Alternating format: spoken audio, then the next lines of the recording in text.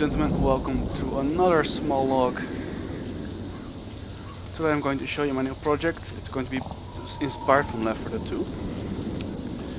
I love the game, man. I love it so much that I actually started making a small campaign for it. This is the starting area. This entire map is handmade by me.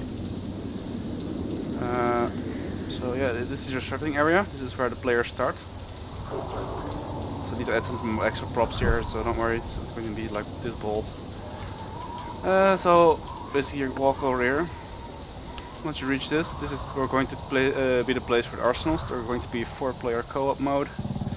So it will be 4 tables for each player, a table with weaponry, ammo, and etc. I highly recommend playing this mission without night vision. Over here, this is going to be the door, where this is basically the exit area. After you're geared up, you're going to proceed through this, hallway, really, but like proceed through this path, and you're going to open this door, and that will lead you to this area, the starting area. This is where everything begins. Here you are entering the city. The objective is quite simple: escape the town. I'm not going to place any markers where you're going to escape. You just need to figure it out yourself.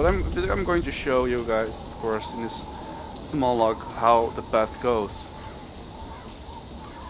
So I've kept on the eastern team, like the kind of Russian, Polish, Ukraine team, because I like the atmosphere, the building wise. It creates a nice, it creates a nice vision, a nice town. Everything you see is hand placed. All the buildings, the trees, etc. Bushes. So over here you see that the path is blocked.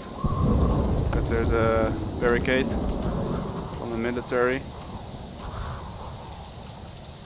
So you need to find another way. Of course, this is the new way. Oh, sorry. Of course, there will be plenty of zombies around to stop you from reaching your goal. I'm still doubting if I'm going to what zombie mod I'm going to use, since both of them have pros and cons.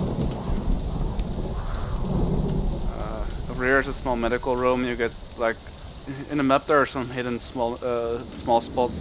For example, where you can get some supplies. Supplies are really scarce. Ammo is going to be plenty, but medkits is only, for example, 2 while you're with 4-player co-op. So you need to play carefully. Like Left4Dead, healing is rare. I'm going to make 2 versions: the realism expert mode and the expert mode. The realism expert mode doesn't allow respawn. And the expert mode does allow respawns. So you go for rooftops to get to the next area. Just to show you some surroundings. There are buildings everywhere. All the buildings you see, for example, placed there, are just show. Because when you put a night vision here, they just float either in the sky, just to create the effect that there's an entire city around you. I mean, everywhere here you look, you see buildings standing there. So it gives the player the illusion that there's an entire town around him, not just like a small city. I'm going to show you here. This is everything. This is everything. So it's basically nothing. There's a few houses, that's all. We're going to turn off the lights here. So you're going to cross this path. You go back in the room over here. Go all the way down. Of course there will be some props to be placed there, but that's for later on. Because I first made the path and I'm still busy with some lighting. Because I'm still not satisfied with the complete lighting overall. Everywhere like small LEDs. So you get up here. Oh, by the way, you can see ladder already from this part, and this part is where where you walk back over here. You can actually see on the where you need to go. Like, you can't reach it because there are fence in the way. But you see a ladder over here, and you see a fireplace, and you see an open fence. This is a small hint, like where the player needs to end up. Apologize. So the player goes up here, and he follows the trail. You need to go up down this wooden path, this small wooden bridge. Of course, there's going to be some extra lightning here.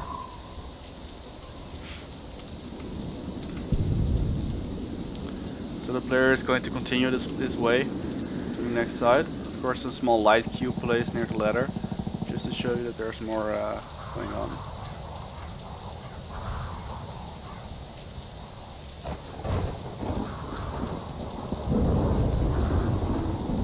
There's also an area, everything is closed. You can see those lightnings, but as you can see up here, there's nothing, there's no road, nothing there.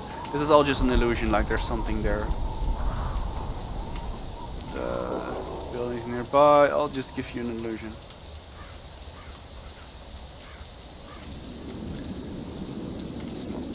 Over here you can take a peek, but you can't see anything, so it's fine. Over here you get to the other side of the fence. This is also closed for access.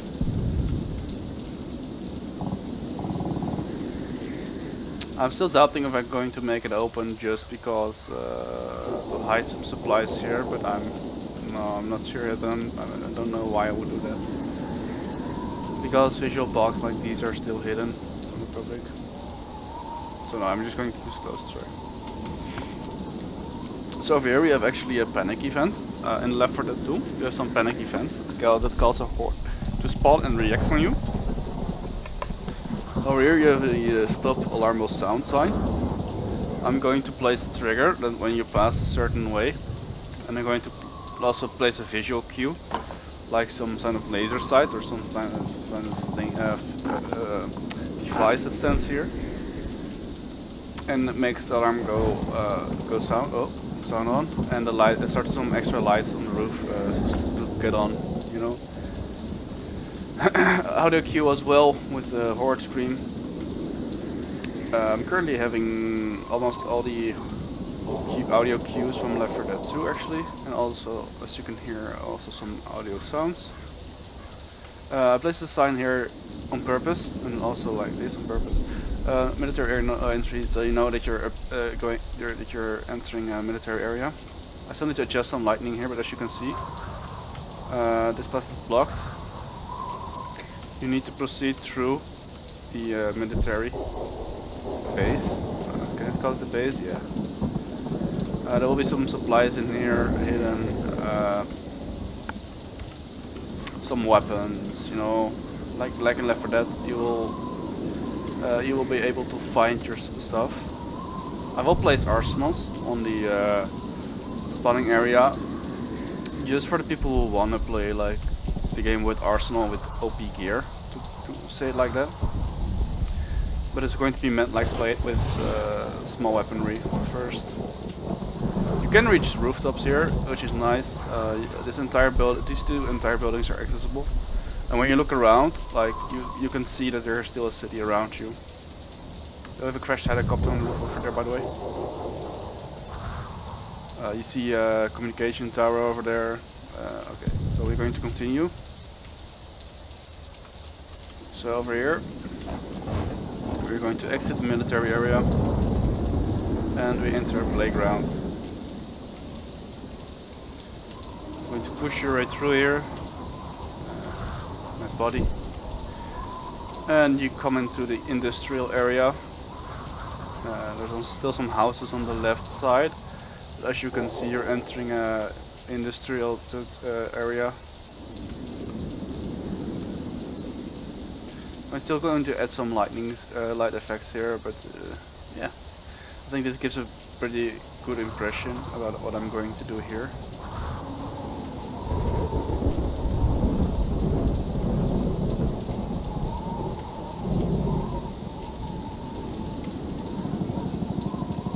So So as you look around, the player is forced to walk the path basically. So you need to access this building, and not sure if I'm going to make a second panic event here, and if I'm going to make a second panic event here, it's going to be push through the, when you open the door, there is going to be an alarm, there will be an alarm sound going off, which startles a horde, and basically what you need to do is push through here, through the container fields, and enter the safe house, which is here. In the safe house, this is the actual safe house. Here will be the end game. Like this is going to be like you did your job, good job. You made the survivors escaped. So this is like it's an open ending because basically you made it to safety for now. And if there's enough people who want to see more, I can actually just make the second level after this. Part 2, there I actually need to escape the industrial area and go to the next area, escaping the city, for example going in the forest. So if you take a look around here, like everywhere where you look around there are some things you can see. Still need to place lights here, as you can see, just to show off the car, for example.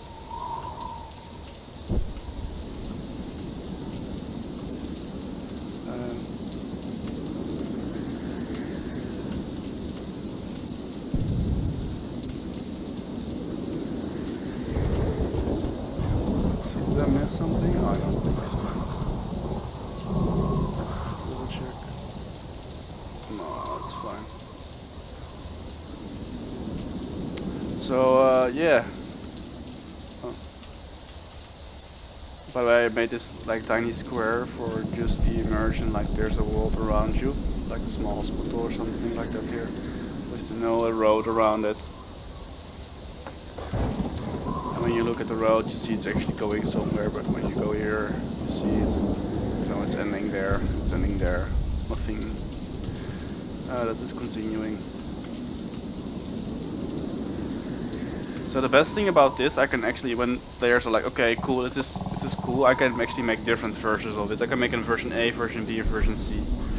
And resulting in, for example, you instead of walking this path, you need to walk the path over here. And go over here, and all I need to do is add some extra roads, for example, and the person will go through this path instead. Of course with different events also. So yeah, this is my small project for now. That will be released I think in a week. Most of the object placement is done. Still need to do some lighting and some small objects, some small details. It's a part of the level.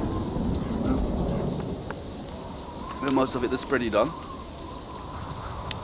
Let me know what you think. Give me some. I love some feedback, man. I really need some feedback to know if what I'm doing is good or bad, or what you like to see differently. Because yeah, the player base is the king, of course. Without player base, there's no use in a mission maker. So let me know what you think of this Left4Dead project. I would love to see you guys soon in the next video. So bye bye.